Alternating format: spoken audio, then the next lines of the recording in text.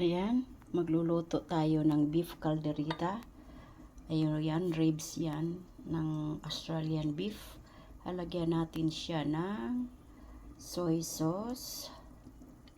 Okay. At gamit tayo ng ayan, Worcestershire sauce. Yan, lalagyan natin.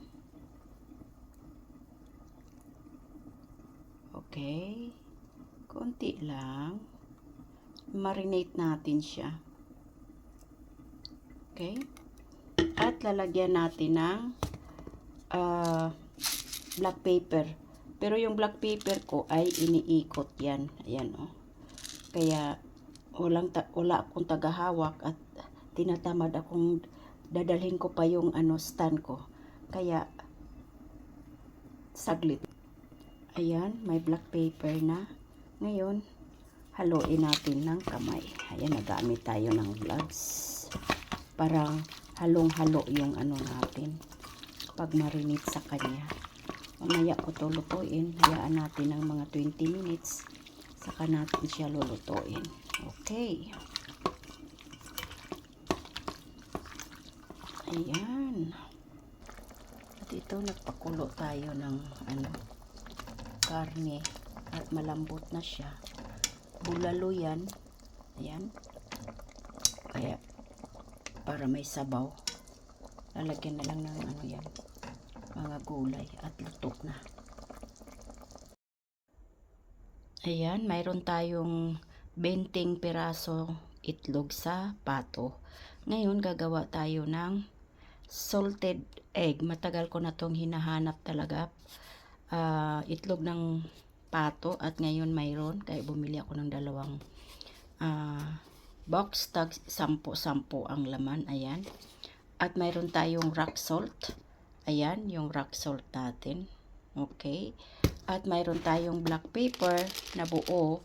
Ilalagay natin doon sa pinainitan natin na tubig. At dito natin ilalagay yung paglagyan natin ng itlog. Ngayon, may nag-init ako ng tubig kasi doon ko ilalagay yung asin at black pepper.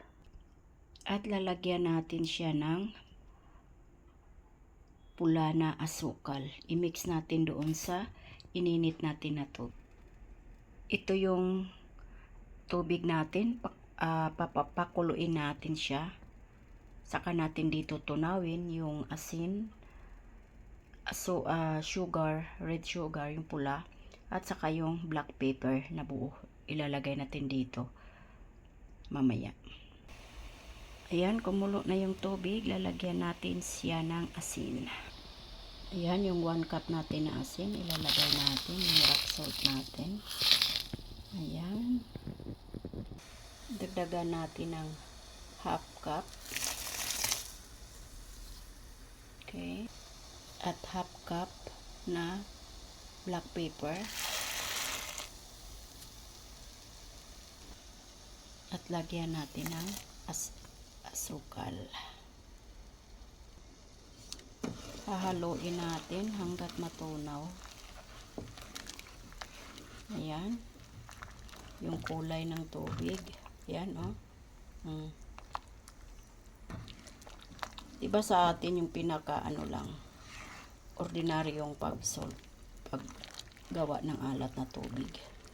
Yung putik, yung galing sa punsod. Wala. Dito yan. Kaya ito na lang gawin natin.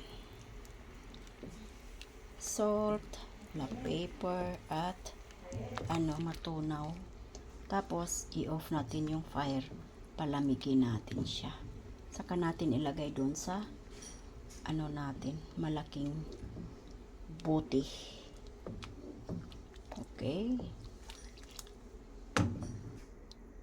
Ayan, natunaw na siya mga kalangga ko dyan. Ngayon, patay natin yung apoy at palamigin natin. Ayan.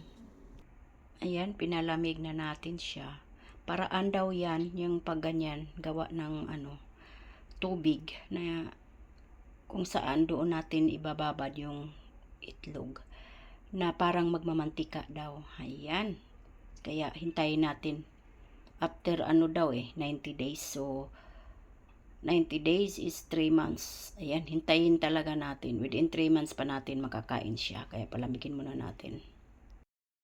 Ito na yung natin. 20 piraso na itlog. Huhugasan natin siya ng maigi. Saka natin papatuyuin at ilalagay dito sa malaking lagayan. Ayan, lalagyan natin siya ng tubig.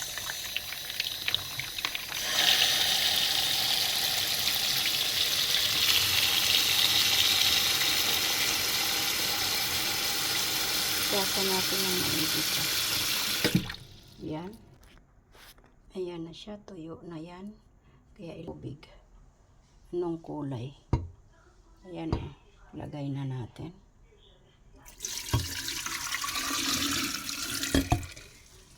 Yan yung mga black paper.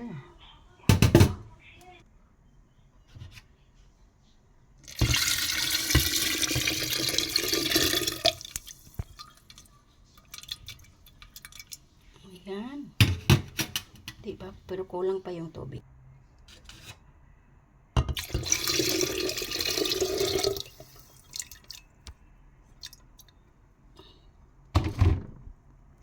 Ayan, tama na yung tubig niya. Ayan na oh. Lubog na siya. Kaya yan, maraming salamat sa pag-watch sa ating mga upload video. Maraming salamat. Ingat kayong lahat dyan at God bless.